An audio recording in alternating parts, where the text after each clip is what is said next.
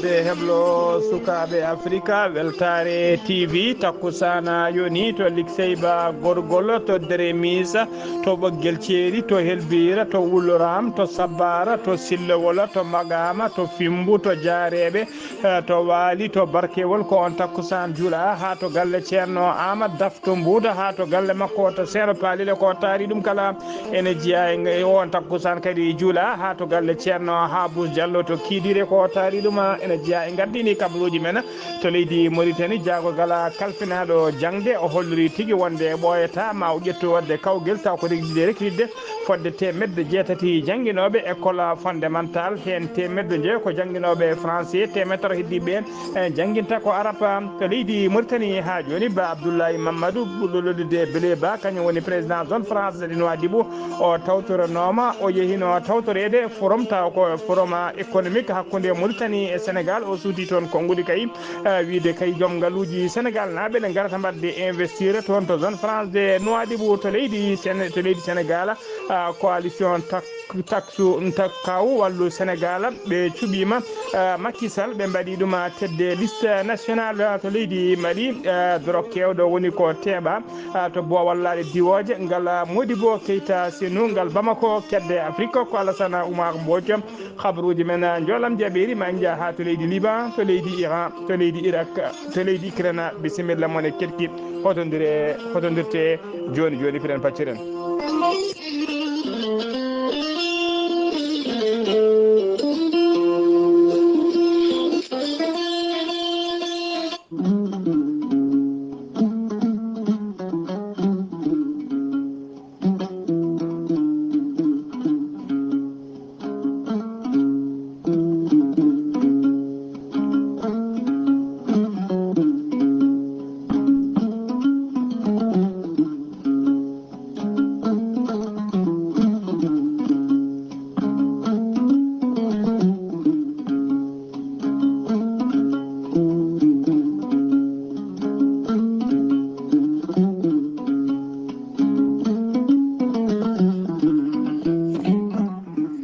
aadi bil aadi salade aadi ɓuuri firtude aadi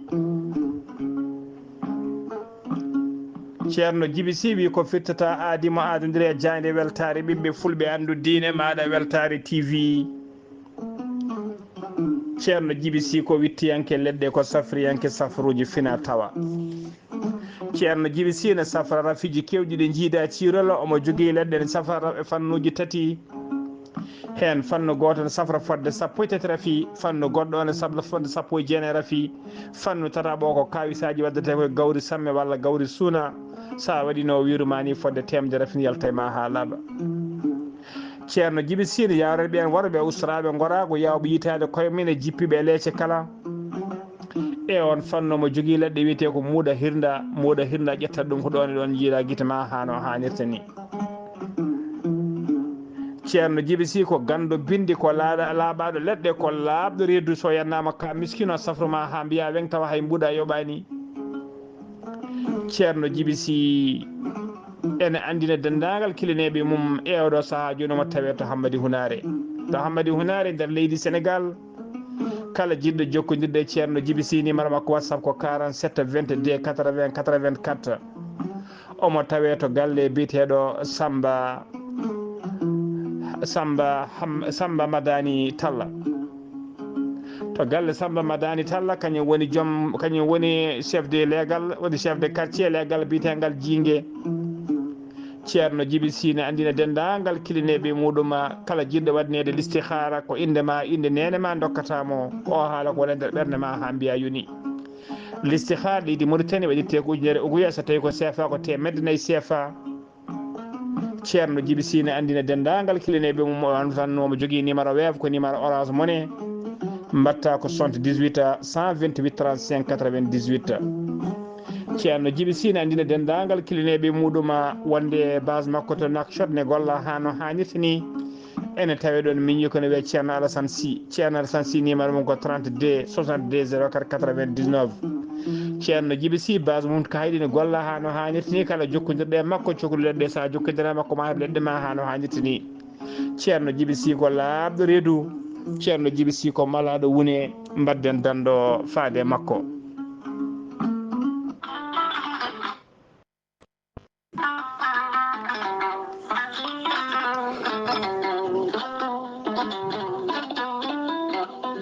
Kawisa mawɗo ekkiɗo hen nalliki mbiyaki gorelte ko ha ko moƴƴo iwru ko to kordi noro ari ko wallude e safrude ha moni kala yito hen hoore muɗuma. ɓen hutortoɓe gorelte mbi'i alhamdulillah yoga hen ko joguinoɓe ñabboji kawniɗi no feewi yoga e docteur mabɓe kolliti hol o safara mon jiituɗon a neɗɗo tuƴiɗo joguiɗo AVC jogui cardiaque ƴiƴam dogata e ɓandu mum ɓandu jaaɗoru ɓandu wuloru prostate yoga e ñabbuji goɗɗi kala hay janowo kala mum de so jokkodire gorelte ma yiito hoore muɗuma. Gorelte ko ha ko moƴƴo iwru ko to kordi noro ari ko wallude e safrude ha moni kala tina hoore mum ayi tan ko jamireɗa mbaɗa e ndiyam ngulɗam aɗa yara aɗa yiito cellal ɓandu maɗa. so tawi jiɗɗa ko hebde ko laaɓi ko fati e gorelte jahata koto site mabɓe internet mbaɗa www.gorelte ma janggan hoorema kala muma. so tawi noon ko tonggode gorelte gonɗa koto Italie jokkodirta koye ceerno Abouli mbatta ko +39 339 856 67 39. so tawi noon gonɗa koto Espagne jokkodirta koye Amadou Touré +34 643 29 22 96. so tawi noon gonɗa koto Mbour jokkodirta koye Saydou Ndaw 77 388 21 88. so tawi noon gonɗa koto Ndendori jokkodirta koye Salif Diallo 77 901 74 67. so tawi noon gonɗa koto Kaolack jokkodirta koye Khadidiatou Guissé mbatta ko 77 693 55 12. so tawi noon gonɗa koto Jimbe jokkodirta koye Amadou Thioban mbatta ko 77 428 85 88. so tawi noon gonɗa koto leydi France jokkodirta koye Harouna Gaïda 06 50 99 64 43. musidɓe tedduɓe gorelte ko safara tan woni e muɗuma.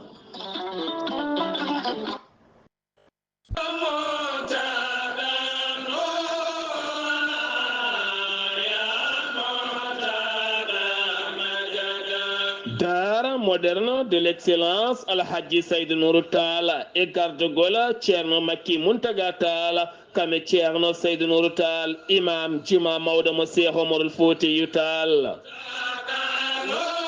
Daara moderne de l'excellence Alhaji Saydou Nourou Tall ko daara guddiɗo demudi muma ha yaaji ene udditani sukaɓe worɓe kame rewɓe kala janggoɓe Qur'anil Karim ne wonde français kame anglais et informatique kala. Daara moderne de l'excellence Alhaji Saydou Nourou Tall suka mo duuɓi tokosi jeegom jeeɗiɗi ha fayenma duuɓi 15 oɗo suka kay sonate galɗo hen duɗala e ballal jomiraɗo ma o rendin deftarla nde e dow hoore makko omo nawdi hen ɗemgal français taw koye jangguin programme gouvernement mo leydi Sénégal. Daara moderne de l'excellence Alhaji Saydou Nourou Tall ene udditi demuɗi muma gila 7 lewru août wonande ɓen jinnaɓe wonɓe nder leydi Sénégal hay bo walleɗi ndi kala yiɗɓe windide ɓiɓɓe mumen on mbiyama bisimilla moɗon. Daara moderne de l'excellence Alhaji Saydou Nourou Tall hitande hikka nde ɓen sappo kala wannoɓe guel kawguel mbawi dañde kawguel mumen e ballal jomiraɗo. so tawi noon ko daara rewɓe o tawete koto Sicap Liberté 3 villa 17 78. so tawi noon ko daara sukaɓe worɓe o tawete koto Kermassar cité Doubaya Almadi 2 ene tawe e nder Dakar. sa yiiɗi jokkodirde e tonggode daara moderne de l'excellence Alhaji Saydou Nourou Tall woto woɗɗo. so tawi ko tonggode daara moderne de l'excellence Alhaji Saydou Nourou Tall mbatta ko 00 221 78 149 44 31 walla mbaɗa 77 383 94 94 walla mbaɗa 77 912 27 15 walla mbaɗa 77 254 33 55 musidɓe tedduɓe daara moderne de l'excellence alhaji sayd nour tall e dow moɗon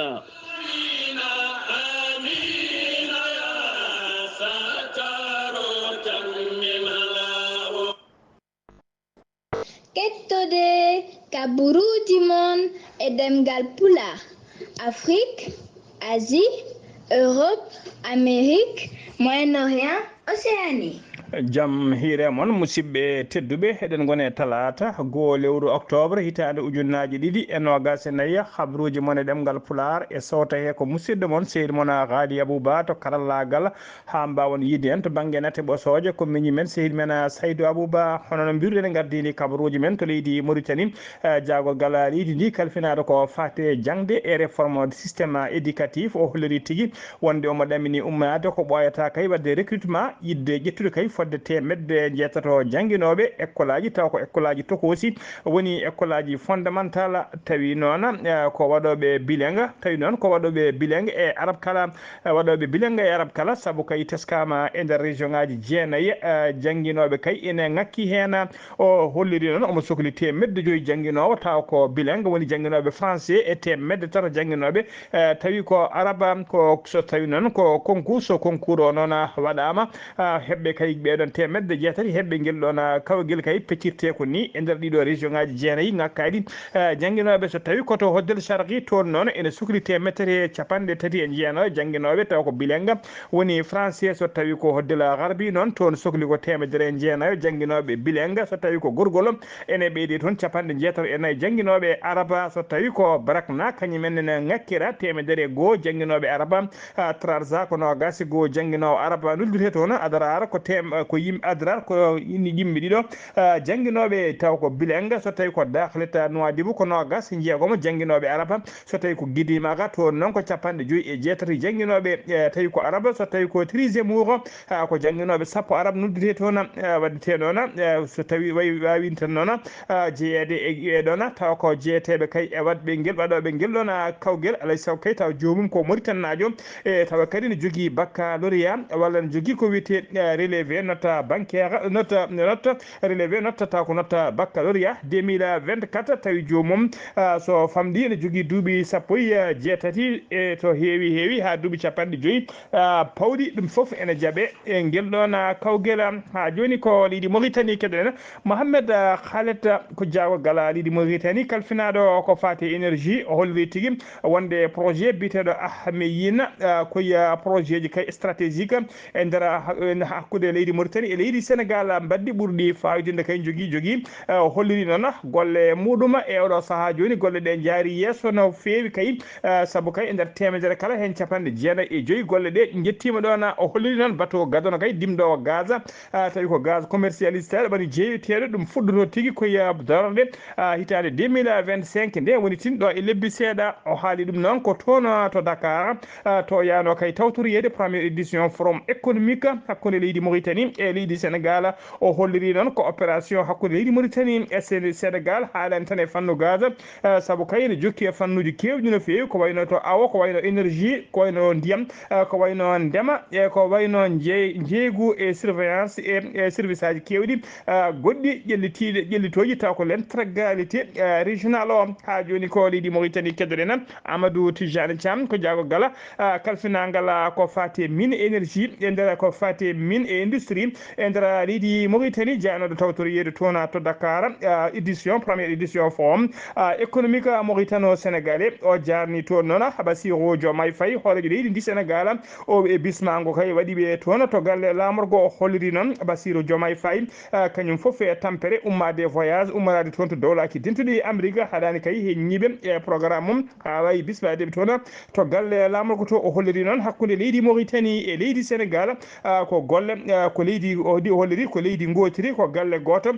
woni ɗon ko eɓe ndendi noon gueɗe kewɗe ko kamɓe ndendi ko erima noon o erima joom ngaaluji Sénégal naaɓe nde mbawa tigui arde toon to leydi Mauritanie tawi ko wadde toon investir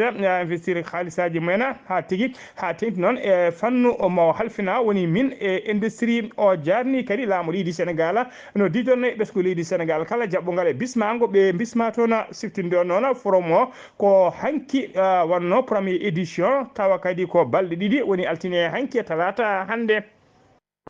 ha joni ko leydi Mauritanie keddoɗen hono walide Nouadhibou wali gouverneur dakhilata Nouadhibou o waɗi jillu makko altine hanki capantati lewru septembre tawi ko jillu d' inspection ƴewode kay école aji tawteɗi toon to Chami e ko taari ɗum kala so tawi kay école aji ɗi holno ɗe cifori so tawi kay ɓe paari jaɓɓade école aji kay uddudgol ɗaminagol ñande 7 lewru octobre darindu hande ɗi o yetti to noon o yettima noon kadi école goto gonɗo toon e mahayde o hettima no fewi ko fate explication ngaji ɓen halfinaɓe golle ɗe omo yaduno toon noon e visite he omo yaduno toon noon e préfet mo Chami wondude e maire Chami e directeur régional de l' enseignement et autorité ji sécurité ji kewɗi ɓe o yaduno toon ha joni ko leydi Mauritanie kedone altine hanki o jagorgal leydi ndi kalfinaɗo ko fate awo biteɗo Vadela Wula Siddati o bismima o joddima en audience e ambassadeur joɗiniɗo royaume de Maroc e nder leydi Mauritanie ɓe jewtidi ko heewi noon yidde kay ɓeydude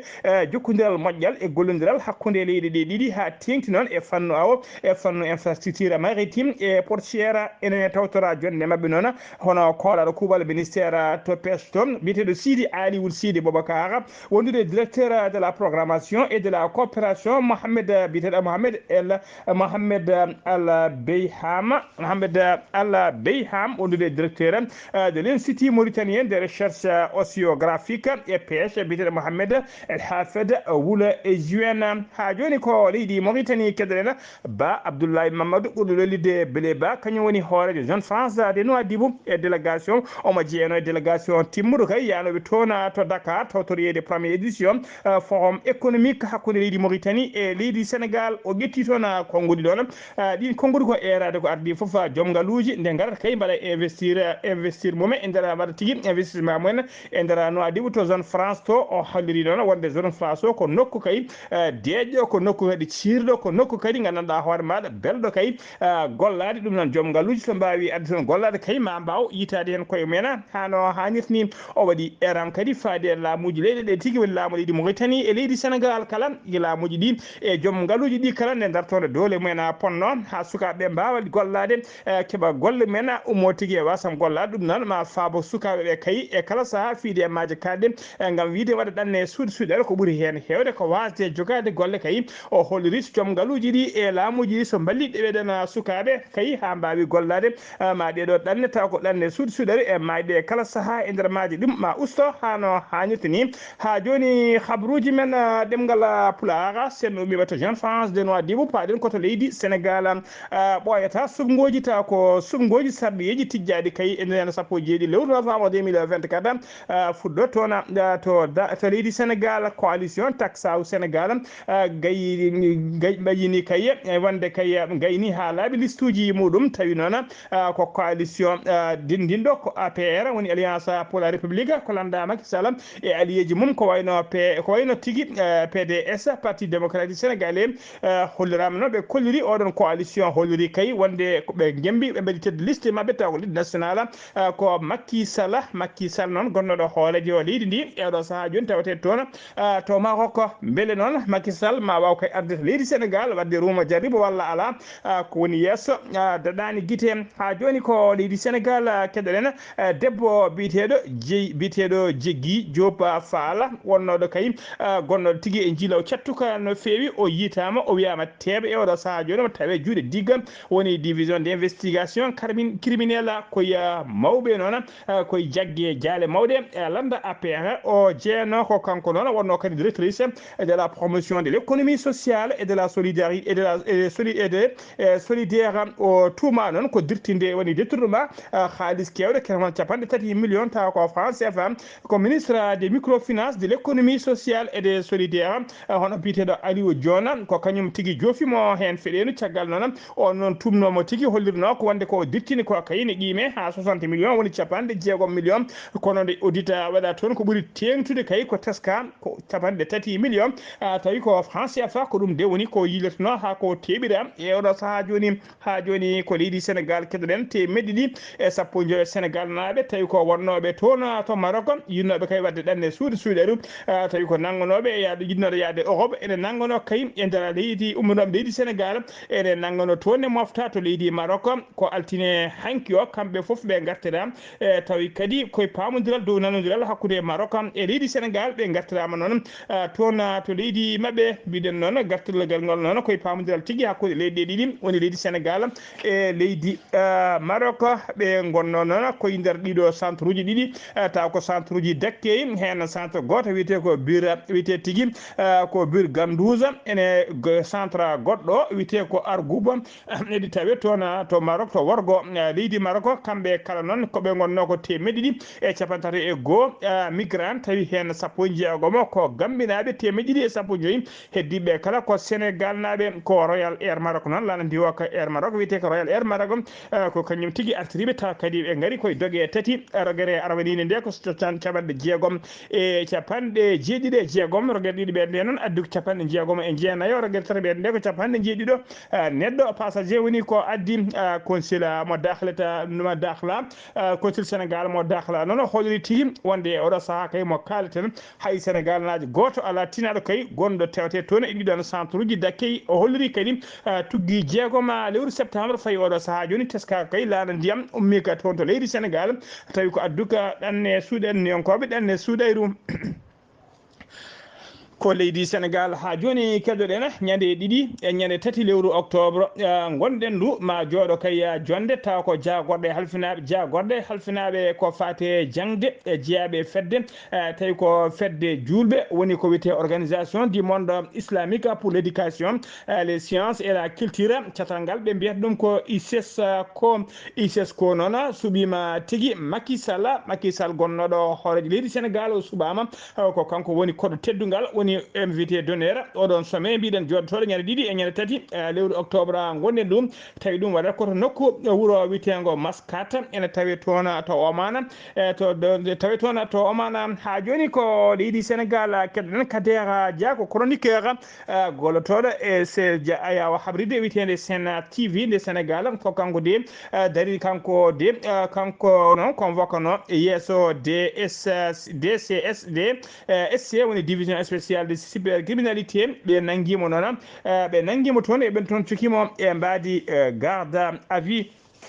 o nanguirano noon ko haalde kay ko wodani tawi kay ko haalde ko tawi kadi ko haala gañam ngala tigui gaddoka gañam tubago tawi kadi o fawi ɗum koye ɓen o fawi ɗum noon koye ɓen taw ko daddiɓe leydi ndi ɓe hinde police o wino noon e nder émission makko to Sen TV wonde kay police heeɓi pot de vin woni tigui heeɓi mbuñari mubɓi guite ha wawi ɗaccude oɗo bato jollonoɗo fodde capantati goski ɓendude kay toon to maaje kaɗɗe to nokku biteɗo le mamela ha joni ko leydi Sénégal keddoɗen Habib Baye ɓurɗo lollide noon ko Papito ko Jakarta man o wonno woni tigui o joguino ko moto Jakarta taw ko taxi moto o waɗatno ko majjunoɗo fodde ñalawma kurɗo mo yiile o yitama noon o tawa tigui komo maayi tawi kadi goskiki fuɗɗima gamutinde o yita noon koye dow lawol Putta kanko Habib Baye noon o yarano duuɓi capanɗe tati e joyyi o hattanoma noon o honno koto legal bitegal Jama Guéna ko toon honno sababu téléphone sabu téléphone makko noon o heeɓiri yittirede sabu kay ko téléphone ko ɓaɗi localisé heɓe mbawi yitudemo to woni kay dadiɓe noon nawi goski to morgue hôpital régional mo Thiès andaka taw noon beele ko baraɗo walla so tawi tigui ala ko accident walla so tawi ko accident ɗum noon hollirama tigui o wirama noon altine hanki capantati lewru septembre haɗani noon enquête udditama hen ha joni ko leydi Sénégal keɗoɗen fedde étudiaji Sénégal laaɓe janggoɓe toon to Montpellier e nder leydi France ene tawe tigui e sunare mawde no fewi nden sunare noon ko jaltugol aduna goto étudiaji Sénégal naaɓe gonnoɗo toon biyetenoɗo Mbaye yarama sey no ɓurno lollide ko Babacar ko altine hanki capantati lewru septembre o hawri radial toon to Montpellier nder leydi France ko ñande sappo e joyyi lewru septembre maydu hanki du o arno toon to France jokkude toon jangde makko fof o waɗi nder leydi France tan ko balɗe sappo e joyyi ko ɗum tan woni ko waɗi toon o hooti e joomi ko teskama noon ko crise asma kañum tigui heeɓimo ha laati kay crise cardiaque ɓernde nde darti ko ɗum yooɓi fittandu ko ɗum tigui woni ko yooɓi fittandu makko jinnaɓe makko noon tawe to leydi Sénégal yidde mumen noon e fandare men kay ko yo balle no goskiki artira toon to leydi Sénégal oɗo saaha joni noon étudiant ji tawateɓe toon to Montpellier ɓe uditi tigui kañetta woni tigui ko Allah wawno jullo beele ɓe mbawa rendinde koppereje kay heɓe mbawa artirde kiɗona goski toon to leydi Sénégal koto Touba paɗena khalifa général des Mourides hono Serigne Mountaga Mbacké o yetti o jarni o duunima joguiɗo konngol makko woni porte parole makko hono Serigne Cheikh Bass Abdou Kader ɗum noon waɗi ɗum ko yeeso hewɓe no fewi saabu kay ko cérémonie saaha kay mo Serigne Bakiyou Faye arno tigui tawi ko arde tottirde arde addande tottide haaliss addande khalifa o fodde temedde ɗiɗi e nogas jeegom million francs CFA tawi ko haaliss ɓe ndenni noon gam yidde wallidde kay ɓen taw ko sinistre ji woni tigui ɓe ndiyam bonni koɗanɗe men e guini koɗanɗe men toon to Touba kanko khalifa o noon o wi omo yetta Allah kono de kadi omo jarno omo duwono kay oɗo joguiɗo konngol makko hono Cheikh Bass Abdou Kader saabu kay o wi omo joue kanko Cheikh Abdou Bakke kanko Cheikh Bass Abdou Kader omo joue rôle mawɗo no fewi e gurdam makko o wiide ceerno o wi kay ina saɗi kay décision walla feere nde o ƴetti miijo moƴƴo feere nde o ƴetti tawa miijo joguiɗo konngol makko o ala hen o holliri noon peeje kewɗe guila kay e conseil aji muɗum ha e disodire toujours ko waddata e muɗum ene ɓeydamo no fewi o holliri ene saɗi kay miijo moƴƴo walla feere moƴƴere nde o ƴetti tawa kay wona e ballal oɗon joguiɗo konngol makko omo weltinima noon omo weltinimo guila kay e wajuji makko ha tigui o wi kay wonde Cheikh Bass Abdou Kader ina wallimo no fewi kay o weltinima ɗum noon o donima ɗum nde Allah jurnata balɗe moƴƴina battande muɗum ɗum noon ha tengti kadi o wiya kala saaha ne adda ballal mum kay to banggue hakkilantagal e saahaji musɗi ne wallamo tigui ha hokkamo coftede e courage ha tengti noon e saahaji musɗi hono oɗo saaha gonaɗo joni ko fate inondation woni yoolawri tawateɗo toon to Touba ha joni habruji men ɗemgal Pulaar seno mimata Touba koto Richard Toll paɗen accident waɗi to natirde wuuro Richard Toll ko sapeur pompier goto gonnoɗo e dow moto mum kañum tigui felɓodiri e charrette goto kanko sapeur pompier o noon ko hen o hawri ladiala o barmuno ko barmanɗe musse no fewi o nawa to hôpital waktuji seeɗa o waɗi toon o hoti e jomi ko to hôpital Gaya 1 ɓom ko toon o hawri e ladiala o umorno noon koto wuuro witego Diattena ko toon umuno waɗi kadi barmuɓe tarata ko jolnoɓe e charrette o ha joni ko leydi Sénégal keddoɗen Bougani Gueye Dany ko neɗɗo dawrugol ko Sénégal najo dawrugol nder leydi Sénégal hono jayniyanke biteɗo Madja Balla Diagna holliri tigui wonde police ene yiilamo oɗo saaha joni anda noon holko police o tuumimo kono de o holliri wonde police o ne yiilomo saabu kay tawi ko police ɓe hinde cyber criminalité gari tigui ha to bureau makko yiilademo kono ɓe tawanimo ɗon ha joni habruji men ɗemgal Pulaar to leydi Sénégal ha joni jeen ha to wuuro men Sinthiou ha to Sinthiou Jamba Sinthiou Jam Diora to Sinthiou Jam Diora kettoɗen joom wuuro ngo tawi koye ballal musidɗo men ceerno Samba Sy assalamu aleykum. musidɓe tedduɓe onon gonɗen ko le 1er octobre 2024 e Sinthiou Jam Diora eɗen kucciɗo e chef de village Sinthiou Jam Diora hono Moussa Siré Sow ɗum noon bandiraɓe konngol ɗi foti wettanade en ɗo bandiraɓe kadi keeɓe hen famamuya e hokkude kadi témoignage ko waɗata ɗo e Sinthiou Jam Diora ko sans commentaire ɗum noon chef de village bisimilla ma. assalamu aleykum bandiraɓe ɓe wawi wonde sittinaji wona sittinaji foof ko situation tan min kalata situation gonɗo Sinthiou Jam Diora ça fait joni 10 jours situation c'est toujours ko paari haydara e chargeat au contraire ni wone ko ɓeydi seeɗa oto banggue min ɗum ɗon ɓuri ko nannani galla men waɗani ɗum no fewi ɗaccon haqqe élément o laaɓani ene heewi dille ene muusi e noppi en mbawa jokkude oɗon élément ɗum noon en ñagama hen yaafuya habaruji men ɗemgal pulara so leydi teno mima toon to leydi Sénégal koto leydi Mali paaɗen to leydi Mali ko dorok ko kewɗo omo hinde cocaïne kañum teeɓa toon to lawol tawi o teeɓa koto boowal laaɗe diwoje ngal président Modibo Keïta Bamako senu ko dadiɓe noon ɓe hinde CAAT woni cellule aéroportière anti trafic ko kañumen nangi oɗon drogue o noon ko kiloji ɗiɗi piccal temen sappo jeetati kilogramme cocaïne tawi ko koli o faano ko toon to Jidda to Arabie Saoudite drogue o noon moftono koye nder double fond sac goto taw ko sac ame ha joni koye on fannu keɗoɗen o CS ko office central de stupéfiant ko catala darningal haɓade kay ko fate drogue e ko nandi hen ɓe noon bureau mabɓe noon woni cellule mabɓe tawteɗo toon to Sikasso e gardagol lieutenant colonel Touro Konaté kamɓene ɓe pawi juuɗe mabɓe toon e yimɓe tato ɓe taw yimɓe tato ɓe tuuma noon koɓe tawrama noon marchandise uji kewɗi ɗi ndewani lawol e nder commune rural mo Dougou e nder commune rural mo Dougou Kolo Bougou e nder commune mo Dara Bougou e nder commune taw ko nder commune rural nder to commune biteɗo Dara Bougou commune aji tawateɗi commune aji ɗiɗi foof ne tawe e nder cercle de Diena ɓe kolliri région de Sikasso ɗum wonno ko guilñande aljuma ɓennuɗo ɗo no gas jiiɗiɗi lewru septembre 2024 ɓe tawrama noon ɓe tawrama noon eɓe jogui briquaji 4 woni tigui paquet aji 4 taw ko hinde cannabis eɓe jogui kadi temedde 5 capanɗe 4 sachet taw ko cannabis woni hen e kiloji tati goɗɗi tawi ko cannabis en vrac wondude e temedde 4 capanɗe 6 comprimé ɗi hinde tramadol won tawi tramadol o noon kodi 120 225 et 250 milligramme wonde kadi ɓe tawrama kadi temedde 3 comprimé taw ɗi hen kodi hinde diazépam wondude capanɗe 6 tawi ko poto paquet bide paquet médicament ji biteɗe Rizla wondude capanɗe 6 comprimé tawa ko aphrodisiaque e ko nandi hen ko nangi hen gueɗe kewɗe ko ɗum woni koɓe tawa hen tawa ko poɗɗe ɗaynoje tigui ɗeɓe kutorto e kala saaha e fannu tawa kadi koye fannu yidde drogade ha joni habaruji men ɗemgal pulara nder dongre Afrique kedde Afrique jabɓoɗen musidɗo men sehil men Alassane Oumar Mbodj gorko mo Sara Ndogo Alassane Oumar Mbodj a salminama juurama en calmitima haali Abouba en calmini dendagal hettiyankoɓe Ayawo TV kabaruji men ɓurtinde e donggal Afrique e jalamani ɗo puɗɗo ko leydi hono Mali to nde waɗa Canada naɓe nayo ene ñaggama toon taw ko gollotono ko société taw kadi ko ɗon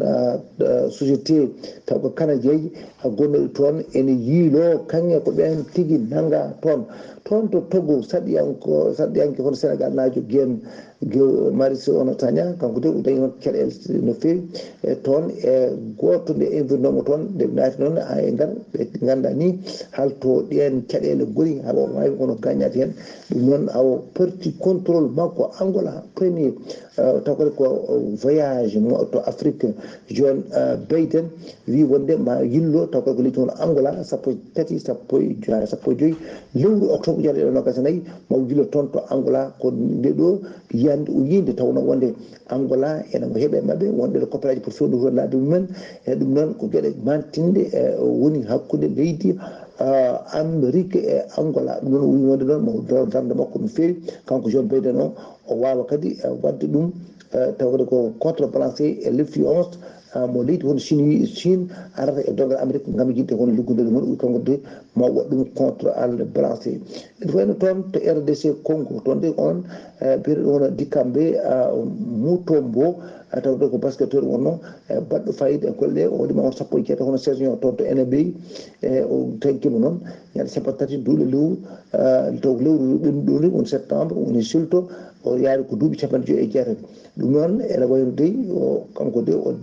horeto makko wonno ko e tiɓeur taw koy ko e nder gandi makko wonno o nawi noon ma won laabi 4 wondemo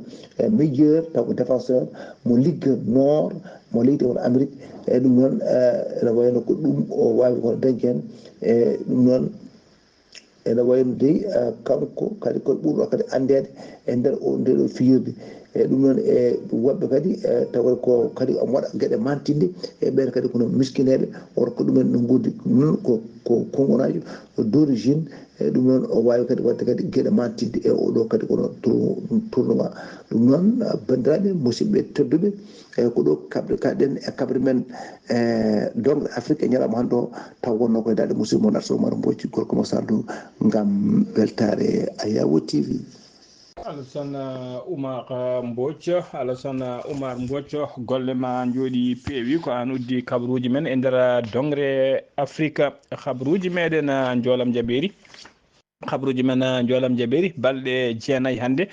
ko leydi Israël ene joora bomboje mum e pettoje mum e nder Liban tawi kadi ko laana mabɓe tawi koto banggue laaɗi diwoje talata hannde noon lewru octobre ko ɓe mena sannoɗe balɗe foof ɗum woni koɓe laadni e ñalawma hannde o saabu ɓe puɗɗima offensive terrestre woni tigui sarde combaji mabɓe e koninkoɓe mabɓe leydi puɗɗima guerre wadde kay offensive ji mumen taw ko terrestre e nder Liban ɓe koliri noon offensive o ko limité ko ciblé kadi ko localisé woni tigui ene jogui tan to haɗata ene waɗi kadi koɓe joofi ene waɗi kadi koɓe toɓɓata oɗo offensif terrestre moɓe mbaɗi laamu Israël o holliri tigui wonde ɓe disodiri e laamu dowlaji tentuɗi Amérique ɓe disodiri e mum ɓe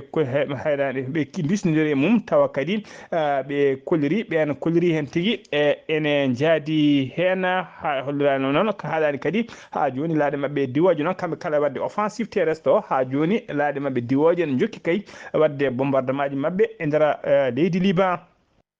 guerre Israël noon guerre Israël walla mbiyen tigui offensif Israël wone wadde Hezbollah libanais o kay fodde kay fuɗɗi ko guila ñande nogas e tati lewru septembre e nder balɗe jeenayyi tan Israël naaɓe mbari kene ɓuura ujunere neɗɗo tawi kadi ko ɓuuri heede hewde ko jamboreɓe woni civil en waɗi kadi kene ɓuura capanɗe jeegom neɗɗo barmuɓe hen ujunnaji kadi e oɗo saaha joni dogui ummima galleji mumen e guure mumen hono honni kay ministre de la santé mo leydi Liban bombardement altine hanki o tan waɗi capanɗe jeenayyo e joyi neɗɗo mayɓe hen talata hande o gawo lewru octobre loni noddi tigui yo rendidi tigui yo rendinde laamu tigui laamu talata hande o fedde gotago windere nde loni ɓaccon hagge talata hande o fedde gotago windere nde loni noddi tigui ene erima kay nde rendinte ko ɓuuri yawde e yaccade kay nde rendinte koppereje kene qime ha temedde nayyi e nogas jeegom million tawi ko haalis dollar ɗum noon taw ko ballal keñoɗa ngal woni aide d'urgence fade kay ɓen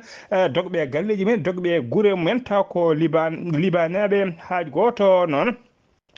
noon e o responsable uji Amérique naɓe o holliri tigui wonde leydi Iran ene heblono kay aynade taw ko misila molanteɗo Allah e nder leydi Israël laamu leydi Israël waɗi jertago faade dendagal ɓesgu mum kala wideɓe kay ndeɓe mbattata hakkillaji no fewi ɓurata rentade saabu kay eɓe ɗamini